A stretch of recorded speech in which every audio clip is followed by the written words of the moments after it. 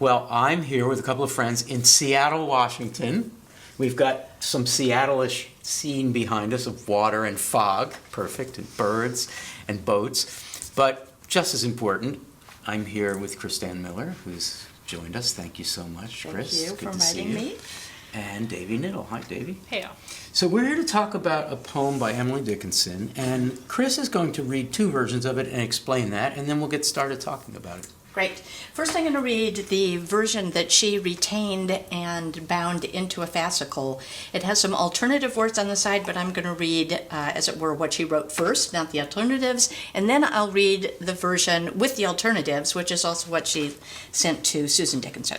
So, he fumbles at your soul as players at the keys before they drop full music on. He stuns you by degrees, prepares your brittle substance for the ethereal blow, by fainter hammers, further heard, then nearer, then so slow your breath has chance to straighten, your brain to bubble cool, deals one imperial thunderbolt that peels your naked soul. When winds hold forests in their paws, the firmaments are still. Okay, version number 2. He fumbles at your soul as players at the keys before they drop full music on. He stuns you by degrees, prepares your brittle nature for the ethereal blow, by fainter hammers, further heard, then nearer, then so slow your breath has time to straighten, your brain to bubble cool, deals one imperial thunderbolt that scalps your naked soul. When winds hold forests in their paws, the universe is still. Oh, there's so much we can say about this. This is such a great poem. It's such a great poem. Can I ask each of you, just for a start, to say why you think it's such a great poem? I mean, quickly, Chris? I think it's a great poem because it so powerfully conveys an experience that can be understood in a multitude of ways, so that people can come into it from various angles and feel to the depths of their soul, right, to that naked soul moment, something of what she's talking about. So you think it's that wide open? Oh, I think it's very wide open. Oh, that's good to know. I'm glad of that, because I was going to try to figure out what are the 3 or 4 possibilities, but it sounds like there are 10 or 12. Well, 3 or 4 are more obvious. Okay, maybe when we get back to that, Yeah. after Davy tell us why he thinks it's so great, we'll sort of get that 3 or 4. But Davy, why? I assume you agree. Yeah. I do agree. And something that I find especially lovely about it is that in its relatively compressed space, it signals to a tremendous array of distance and speed. And that's something that I really associate with the Dickinson poem, and with the kind of Dickinson poems we find exciting in ModPo are poems that use a small amount of space to illustrate an experience of things being very far away and then slightly closer, and the kind of intent listening that you do when you read a poem to be able to detect how far away things are. And the poem really makes a lot of room for that process. And I think you're saying that as a piece of writing, it also does the slowing down and speeding up, which Totally, of course yes. is the great Dickinsonian thing. Right. Absolutely. Yeah. All right, Chris, let's have a lightning round of going around, the 3 of us, and accumulating 3 or 4 or 5 or 6 possible realms in which this makes sense, or conceits or metaphors or figurations or something. Yeah. So what's the first one? Okay, so first I want to say I teach this poem all the time to undergraduate students as a way to teach poetry, because the question is, who is he, Right. and what's it about? Right. And they want to pin it down. They want Right. to say, he is God. All right, he is death. Right. He is poetic because they were inspiration. taught to interpret things that way in Yeah. school, or because Yeah. they're just uncomfortable with the openness? Well, I think both, and they want to know. Yeah. And Well, but, who wouldn't want to know that? yeah, well, Yeah, right, right. And then if you say he could be a number of things, then how does that change what the poem is actually about? That's a So- good start. Dave, you want to add a couple of other scenarios? Sure, I think another available scenario that I think about here and in many of Dickinson's poems is anxiety or depression is a relationship to neurodivergence or mental illness. That's one of thinking about another speaker as controlling a kind or another person or another self as controlling a kind of variously available relationship to cognitive control. Yeah. Is it possible, so that turns out to be very problematic. The Sure. experience, the overwhelming experience, the thunderbolt gets very, very dark and negative. Is there a scenario or two in which we're to think, my gosh, thunderbolt, wow, good. Is there a way in which the intensity of the final act is a good thing, a productive thing? Absolutely, and I think that the couplet at the end makes that turn. So when winds hold forests in their paws, right? There's a kind of animalistic quality, but also Yes. gentleness there, holding Yes. the universe is still. Yes. So this is a moment of, you could say, of epiphany. Yes. You could say of total inspiration. You could say of experience so intense that that the only response is stillness in some form. Yeah. And it doesn't have to be devastated stillness. Yeah. It could be a different kind. Yeah. The diction of Thunderbolt, the way Thunderbolt, pretty far back, I think, is a positive. Right? It's about sudden knowledge, revelation. Yeah, which is one of the things that connects this poem to notions of poetic inspiration, right? That Right. that you are inspired or epiphany, Yes. right? So it's gods or God Right. or some external power Yeah. that has the force to illuminate. This poem does come close to what you could call her master writings, right? So the sense of I think less an individual, but a force or a kind of person that she has a relationship to that is one of learning, right? So the master is the figure that can illuminate. And people want to turn that into romantic relationship. I think that's really not where she's going a lot of the time. But this use of this untethered use of the masculine pronoun, I think, often fits into that larger discourse for her. So not exactly muse, but sort of instructor, power, figure outside her own life. Authoritative, mentor, guide. Yeah. Okay, David, Yeah. I'm turning to you then. So this is a guide, mentor, authority that fumbles. Usually not where you start with an authority. Except God. I mean, Dickinson, if it's God, Dickinson is always talking about fumbling, I think, or that kind of thing. No? But I'm going to differ from the, because what he does is to sort of, this is like, what does a musician do? The musician Practice. sits down at the piano and doodles, Right. and she calls it fumbling, which is, Right. what Okay. a sensual quality. But it's really about, okay, I'm not really ready for full music yet, Yes. but I'm letting you know I'm here. Okay, got right? it. So we're getting ready Got here. it. It's a kind of foreplay. Got it. And then full music is going to come, which is the equivalent of the But the thunderbolt. thing is, so foreplay is a second metaphor. The first metaphor is the instrumentation. Yeah.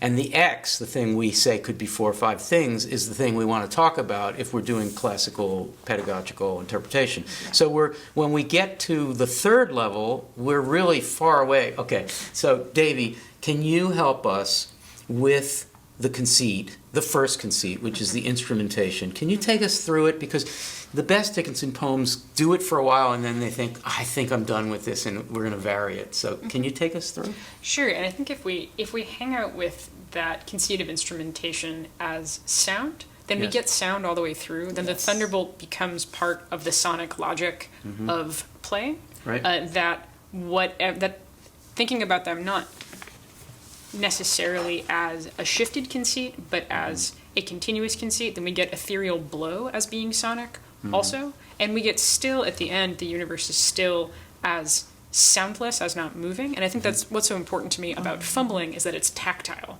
that it's a procedure, whether we take this as a a meta poem about writing as like one of the Right. available readings of this and many other Dickinson poems, Sure. then we get to think about writing like music, like a spiritual experience, like a sexual experience, as all being Right. tactile. Right. And it's the relationship between touching and making sound Yes. that would follow the conceit all the way through, so that still is both without movement and without Oh, sound that's at great. the end. Wow. Okay, but here's what makes it even cooler in terms of performance. So he fumbles, present tense, happens more than once.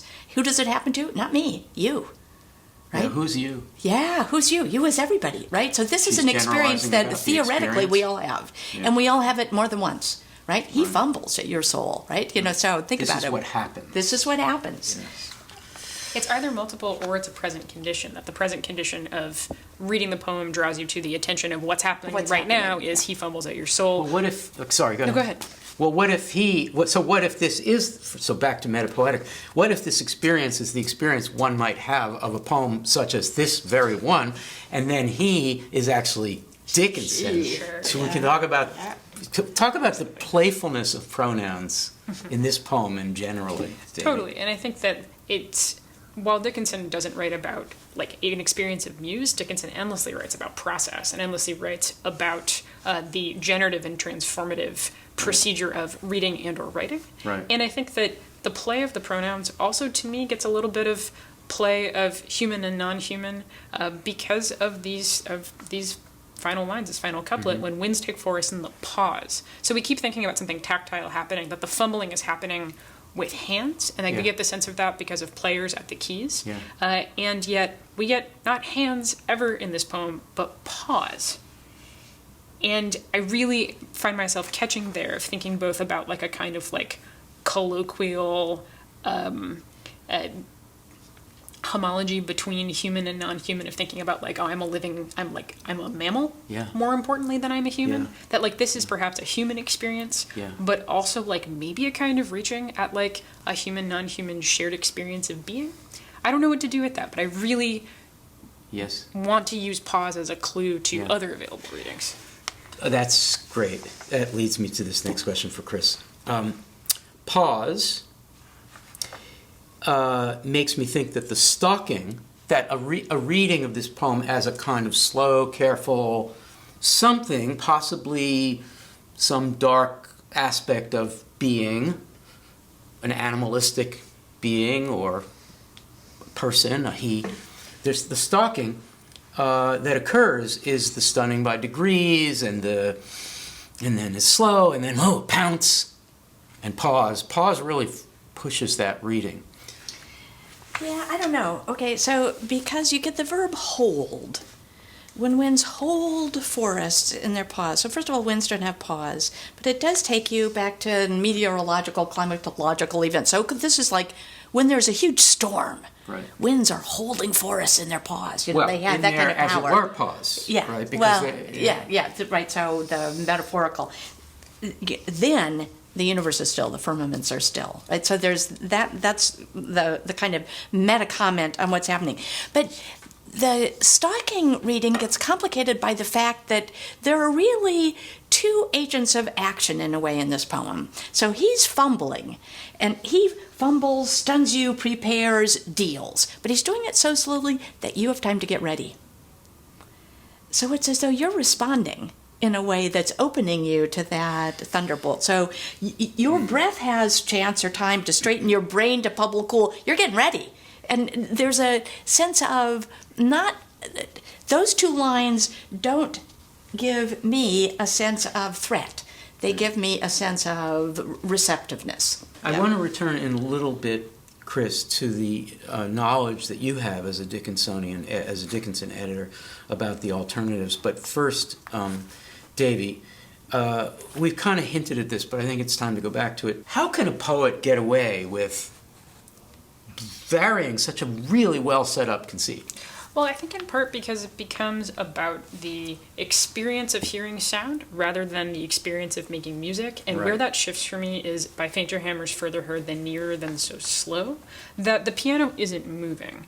that music being nearer than so further than nearer than so slow is an experience of either sounds sounding louder or softer, or being played loudly or more softly, or an experience of moving closer to or further from a person playing music. So if we're following that conceit, that could be a conceit of like hearing someone elsewhere in the house in an informal context playing music and coming closer and closer to that person. So you've done a great job, pardon me, you've done a great job of getting us all the way through Imperial. Then Thunderbolt is a secondary metaphor, even though it's consistent with what you're talking about. And then scalping or peeling goes somewhere else.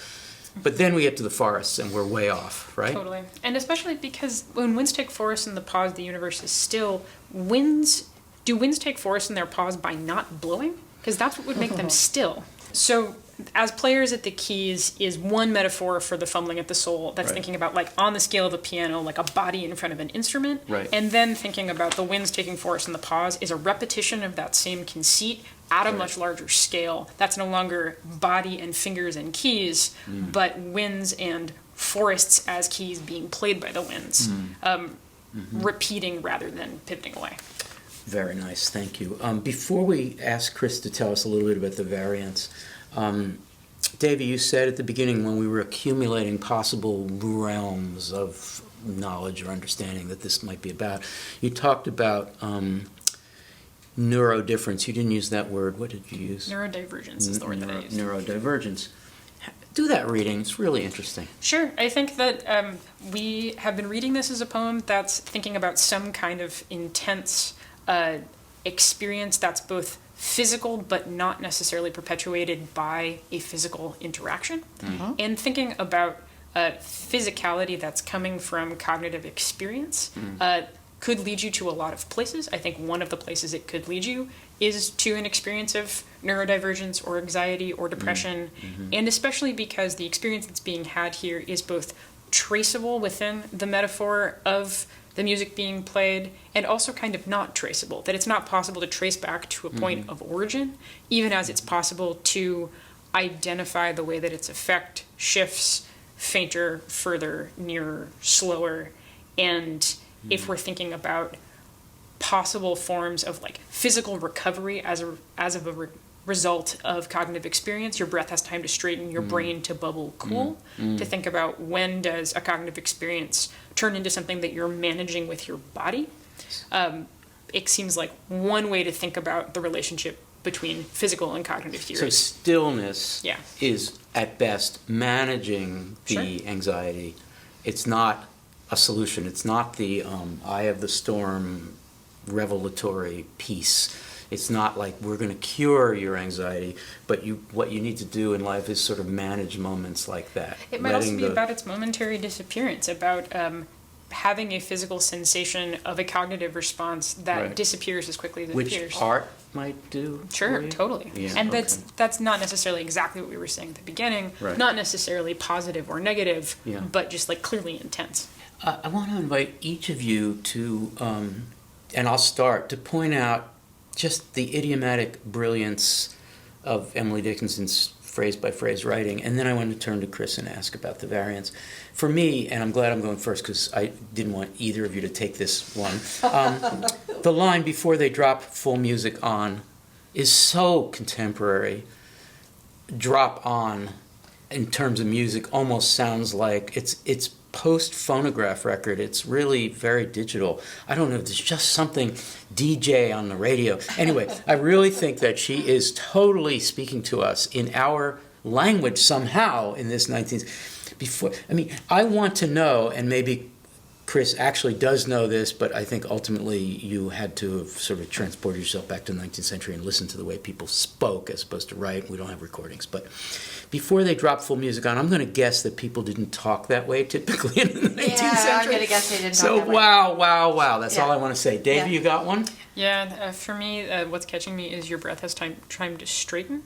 I think that thinking about breath as directional, about taking a straight breath, is such an interesting and startling image, and to think about compromised breath as being like multi-directional or like folded or like zigzagging in some way. Yeah. The idea of like the physical act of changing your breath as an object that you Yeah. straighten out. Is The dash cool. really helps us with that. Yeah. If there were no dash and it were just enjambed, it would be clearly the straightening would be the brain's thinking. Mm-hmm. But you're allowing the breath to actually get straightened as well as the reading of the brain. The Dashes are the best for this. The dash is the amount of time made available to you in the poem to straighten your own breath. Gosh, that's good. Chris, a favorite phrase? It's hard to say. I mean, what a painful choice. So You I'm can do gonna two if you want. I'm gonna pick two. Yeah. So what I'm gonna say is one of the things that she does brilliantly in this poem is to keep balanced the fact that this is about your soul and the tactility of the experience, so that we're focused on the imperial thunderbolt because it's so dramatic. But in fact, earlier she calls it an ethereal blow, right? So it's ethereal, but it's a thunderbolt. It's a blow, Total a oxymoron. bolt. I mean, again, we get those O's that are pulling things together, and I love the way that works, especially because the four lines in between blow and deals one imperial thunderbolt are a kind of grammatical parenthesis. So he's doing this, he's doing this, he's doing this, you're doing this, and then the thunderbolt comes, which is also ethereal. What we like to do is try to pretend to wrap up something like this with some final thoughts. So, who wants to go first? Something you wanted to say, Chris, as you were on the plane from the east, coming here, Well, that you didn't have a chance to yet. I guess this goes back to a question you asked Davy that maybe is important to thinking about this poem. Dickinson rarely writes about the activity of the poet in writing. What she more often writes about is the effect of reading a poem, so that she more often presents herself in the position of reader or hearer, right? What would the dower be had I something to stun myself with bolts of melody, right? So reading a poem is like being stunned with bolts of melody. Yeah. And a metaphor very similar to what she's using here. And so I tend not to think about this as Dickinson as poet, right? If that first pronoun was she rather than he, but perhaps Dickinson reading some other poem, or again, as we've talked about, more metaphysical notions of inspiration or epiphany that could open up. But I love this poem because it seems to me so much about power, so much about learning, so much about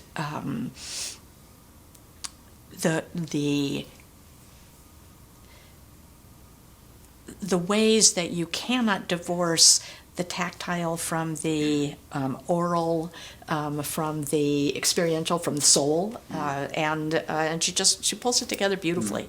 It's a great poem to read out loud. It really is, and you read it so beautifully, and also this is a moment where I can thank you for pointing us to this poem, which we just, sorry for the use of the word we, but the people who hang out with me and talk about Dickinson, this is new to us. Well, I love it. Yeah. Davy, final thought? I want to spend a minute thinking about the word imperial and thinking about imperial and the version of the poem that includes the word scalps. I think that there is a version of a reading, a way of thinking about this poem that we didn't consider, that's thinking about the legacies of living with settler colonialism and living on land that is part of a settler colonial legacy.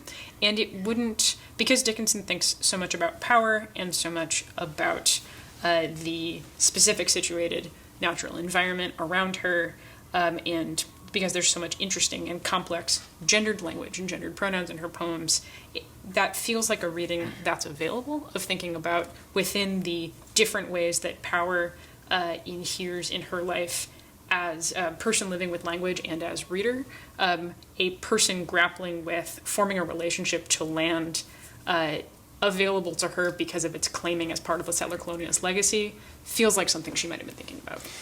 And certainly something that Susan Howe, in her book by Emily Dickinson, I don't think she talks about this poem, wants us to think about. It's almost as if Susan Howe wants Emily Dickinson to begin to have a little note in every poem, the way here in this part of the world, people, especially north of us in Canada, they begin every activity by remarking that we are doing this activity on the unceded territory of First Peoples.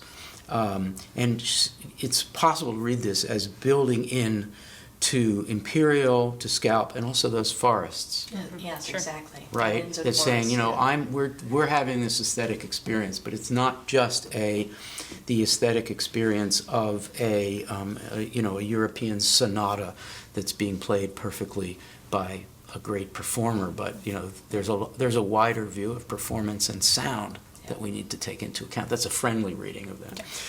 And my final thought actually follows from that, which is that this is a sonnet. And talk about importing something.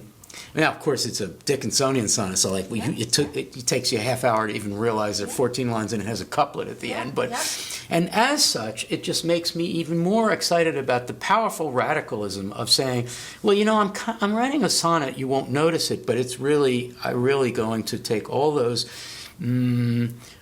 arcane and constraining rules of a sonnet, and I'm going to blow them around and fool around and start with a little etude and warm up. And you know, she's kind of doing to the sonnet what this performer is doing to music and to our experience. Thank you both so much. This has been so fun. It has. Thanks. Thank you. So.